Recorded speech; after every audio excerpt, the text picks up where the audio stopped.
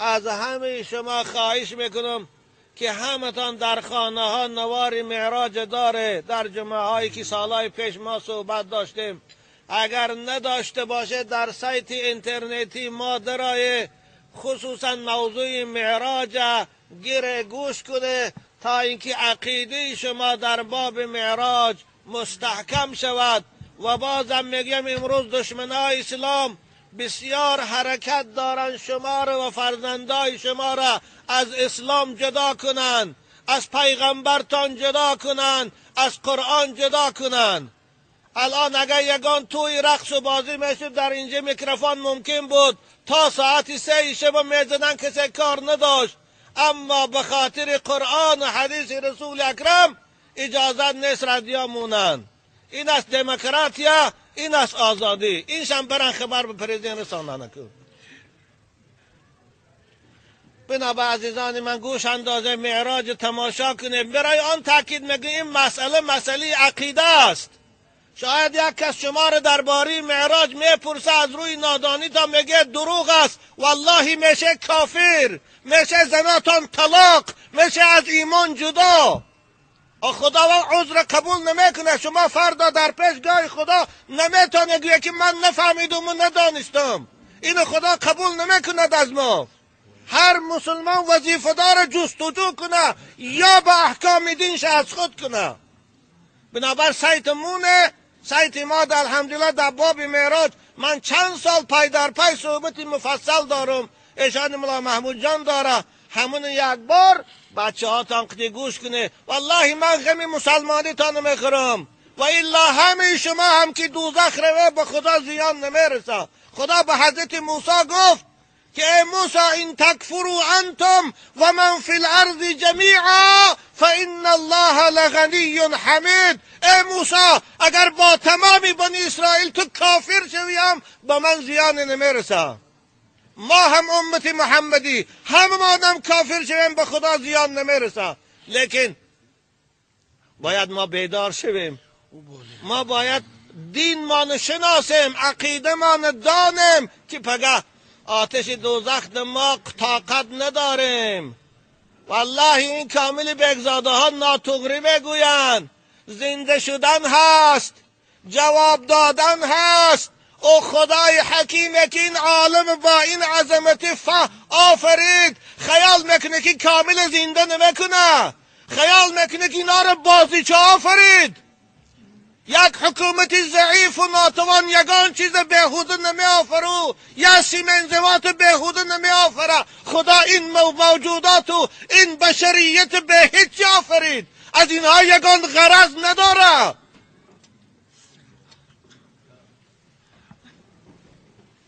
ربنا ما خلقت هذا باطلا سبحانك فقنا عذاب النار. بنابر معراج گوش کنه. سعدی بزرگوار خدا رحمت کنه در بستانشا می فرمایند شب برنشست از فلک در گذشت. تمام کلاسیک های ما چه سعدی و چه جامی و چه احمد دانش و چه رودکی و فردوسی همش معراج رسول اکرم بیان کردگی هستند در آثاراشان. یا ایها الانسان ما غرک بربک الکریم الذي خلقك فسواك فعدلك فی ای صورت ما شاء رکبک. خدا به انسانهای متکبر و مغرور و کافر خطاب میکنه. ای انسان مغرور، چی تو را فریب داد که از خدای خود دور شدی ایستادی؟ همون خدایی که تو را از 2 قطره آب نقاشی کرد و صورت کشید کرد و زیبا کرد و تو به دنیا آورد. اگر میخواست صورت سگ میکرد. اگر میخواست مثل اون کودک که دیده در ارژانتین تولد شد نگذی تا آب برآمدن 1 تن 2 سرود میکرد. از دست چی میآمد؟ صورت زیبا داد، قاش و چشم سیاه داد. فی ای صورت ما شاء رکبک. چو این خدا رو با نمیشناس، چو با این خدای خود جنگ اعلان کردی. خدا قرآن دو گفتی صدا اینا. وقتی که به دنیا آمد باید اول نام همون خدا را شنوه. الله اکبر. گفتی سعدی بزرگوار دهد نطفه را صورت چون پری، کی کرده است در آب صورتگری. یا الله، آب در نقاشی کاری هر کس نیست، الله هست.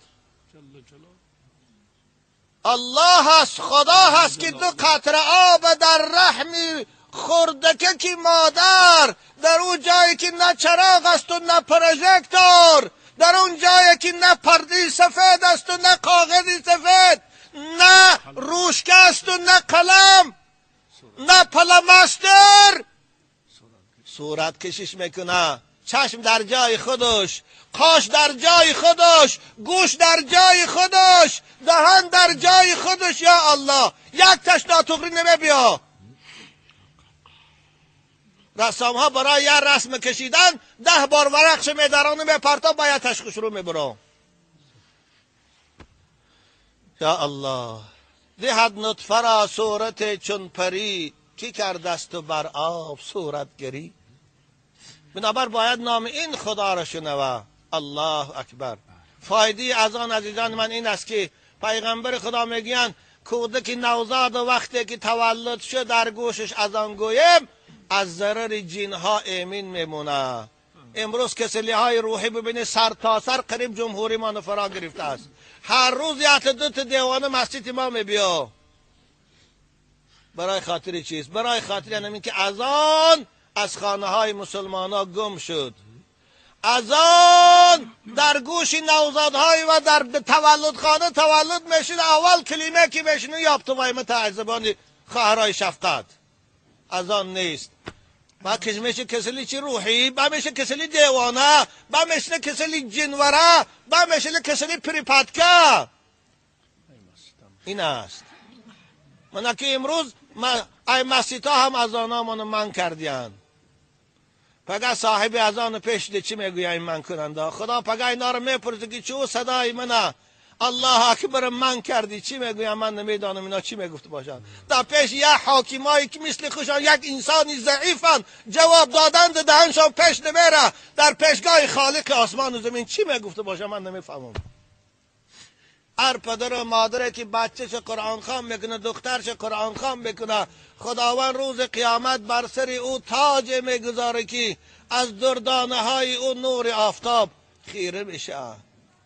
اون تاجایی که در سر پادشاهی الیزابت بریتانیا میبینه، ملکه بریتانیا، او تاج چه قیمت داره؟ رسول اکرم ده یک خردترین سنگچه او تاج آفتاب و نورش خیره میکنه. این برای پدر و مادره که بچهش قرآن خوان. البته قرآن خوان کردن بچه ها قومای عزیز برای خاطر ملا شدن نیست. ملا شوی کاری آسان نیست. ملا شدن خیلی زحمت میکشه. خوشا به حال پدر و مادره که فرزنداش اهل علم شوند. لیکن شما قرآن خوان کنه به خاطر مسلمان شدن، قرآن خوان کنه به خاطر خدمت خودتان کردن. فرزند قرآن خوان پدر و مادرش حقارت نمیکنه. فرزند قرآن خوان پدر و مادرش نمیرنجانه. فرزند قرآن خوان پیش پدر و مادر راستا میخیزه. فرزند قرآن خوان پدر و مادر که بیمار شد برده در به صاحب خانه نمیپرتا، بالاش میشینه بیمار بینیش میکنه. من یه ملا ابوبکر میدانم، بچی اما که اب نظر من دادا آچش چون گل تربیه کردن، نگذاشتن در پاشان خار زنن، نگذاشتن در بدنشان چنگ شینه تا مردنشانه، مثل خدمتگار در قوتشان راستا بودن. اگر دیگه بچه میبود در به صاحب خانه به پرچه میرفت ایران خواندنی. برای خاطر پدر و مادرش هیچ جا نرفت دعاش گرفت. این از ثمره قرآن. والله اگر ما از قرآن جدا شویم نمیدانم آینده ما و شما چه. خوب معلوم است آینده ما چی بشه. آینده غرب. ببینید به صاحب خانه زیاد ساختیان همونجا است جای من و شما دیگر. بنابراین بچه هاتان قرآن خوان کنید.